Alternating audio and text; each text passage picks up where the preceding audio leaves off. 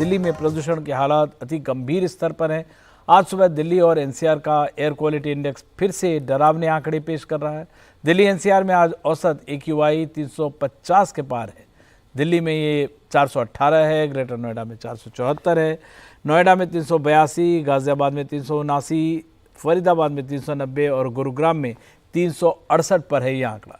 सिर्फ दिल्ली के अलग अलग इलाकों की बात करें तो बवाना में 462, पंजाबी बाग 460, नरेला 448, आनंद विहार 452 और रोहिणी में 451 पर है।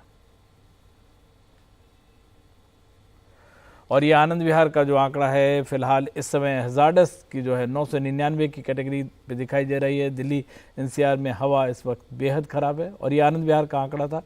इसके अलावा और अब ये वजीरपुर का इलाका है जहाँ पे 637 दिखाया जा रहा है, वो हजार्डस जो कैटेगरी है उसकी। और इस वक्त यहाँ भी आबो हवा बेहद खराब है। और ये बवाना का ये आंकड़ा है 703 है, यहाँ का जो हजार्डस आंकड़ा है ये इसका। और यहाँ भी दिल्ली में स्थिति बेहद दयनीय है, शर्मनाक है। और ये नरेला का आंकड़ा जहाँ 520 बताया जा रहा है ये स्तर, और अब यहाँ भी हालात बेहद खराब बताए जा रहे हैं।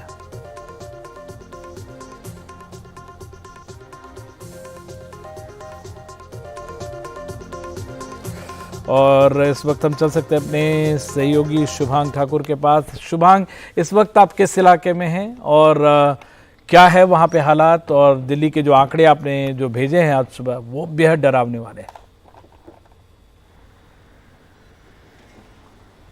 बिल्कुल विमल, इस वक्त मैं अक्षरधाम फ्लाईओवर पर मौजूद हूँ। अगर मैं आपको यहाँ से कुछ तस्वीरें दिखाऊं, आप देख सकते हैं कि आपको अक्षरधाम धुंधला दिखाई देगा, क्योंकि हर तरफ जो धूल और धुंध की जो गुबार है हर तरफ आपको सिर्फ यही दिखाई देगा। और ये लगातार काफ़ी दिनों से दिल्ली एनसीआर की यही तस्वीरें सामने आ रही है। दिल्ली का आज का औसतन AQI अब बढ़ करके 421 हो गया, यानी कि अभी भी लगातार जो है ये आंकड़े बढ़े जा रहे हैं, कम नहीं होते दिखाई दे रहे हैं। जबकि दिल्ली में ग्राफ का चौथा चरण लागू कर दिया गया है। वहीं दूसरी तरफ आप देख सकते हैं जो सड़कें हैं वहाँ से आपको दूर से आती हुई गाड़ियाँ दिखाई नहीं देगी। ऐसे में जो फॉग लाइट है उसका इस्तेमाल करना बड़ा ज़रूरी आता है, वरना एक्सीडेंट्स का जो खतरा है वो बना रहता है। कल सुप्रीम कोर्ट ने इसको लेकर के हरियाणा सरकार और यूपी सरकार साथ ही राजस्थान सरकार से ये कहा था कि स्टबल बर्निंग यानी कि जो पराली जलाने का जो काम हो रहा है उस पर रोक लगाई जाए। और ख़ास तौर पर जो वहाँ के स्टेशन अधिकारी होते हैं, जो पुलिस ऑफिसर्स होते हैं, उनको इस पर निर्णय रखने के लिए उन्होंने कहा है। और लगातार देखिए ऐसे तमाम फैसले लिए जा रहे हैं। एक ऑड इवन का फैसला भी दिल्ली में ले सकते हैं, क्योंकि गोपाल राय ने कल एक बैठक बुलाई थी जिसमें वो पुलिस अधिकारियों के साथ में ये बैठक बिठा रहे थे। और उनका ये कहना था कि सुप्रीम कोर्ट के फैसले का वो इंतज़ार कर रहे हैं, उसके बाद वो इस पर किसी न किसी तरीके का फैसला बेशक लेंगे। वहीं अगर हम स्कूल्स की बात करें तो देखिए दिल्ली में 10 नवंबर तक जो स्कूल्स हैं उन्हें बंद कर दिया, सिवाय 10th और 12th क्लासेस के, क्योंकि उनके बोर्ड्स हैं। वहीं अगर हम नोएडा की बात करें तो नोएडा में आज का औसतन AQI 409 है, वो भी यानी कि बेहद गंभीर श्रेणी में है। और वहाँ पर भी स्कूल्स जो है नर्सरी से 9th क्लास तक बंद कर दिए गए हैं। और गाज़ियाबाद में भी फ़िलहाल नर्सरी से 9th तक जो स्कूल्स हैं उन्हें बंद कर दिया गया है। और देखिए तमाम ये ज़रूरी फ़ैसले लगातार लिए जा रहे हैं जिनकी ज़रूरत यहाँ पर बेशक दिखाई दे रही है। जी बिल्कुल, कई तरह के एहतियातन कदम उठाए गए हैं शुभांग, लेकिन आपके पीछे जो मैं गाड़ियों की रफ्तार देख रहा हूँ और गाड़ियों की आवाजाही जितनी देख रहा हूँ, ये दिल्ली में हर वक्त हर बार चलन होता है कि दिवाली से पहले गिफ्ट बांटने के लिए जो लगातार गाड़ियों की संख्या है वो लगता है मुझे अभी 8 बज रहे हैं और थोड़ी देर में ये गाड़ियों की रफ्तार और बढ़ेगी। और एक रिसर्च NDTV पे हम दिखा रहे थे जिससे ये था कि अंदरूनी जो वजह है वो भी बहुत बड़ी वजह है, सिर्फ पराली एक वजह नहीं है कि जिसकी वजह से सारी धुंध छाई हुई है।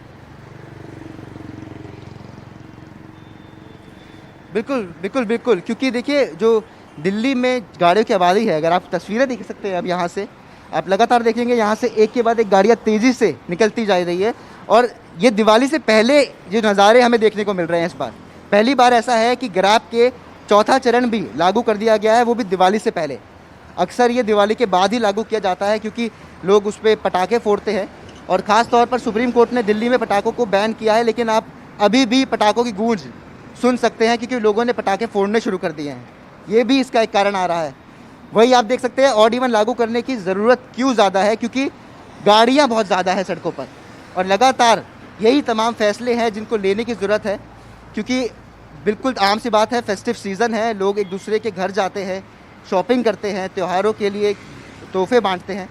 तो ये लगातार ये तस्वीरें जो हम आपको दिखा रहे हैं, ये बेहद ज़रूरी है, क्योंकि लोगों को ये समझना होगा कि बिल्कुल। प्रदूषण किस स्तर पर है और वो उन पर हानि किस तरीके से पहुंचा रहा है।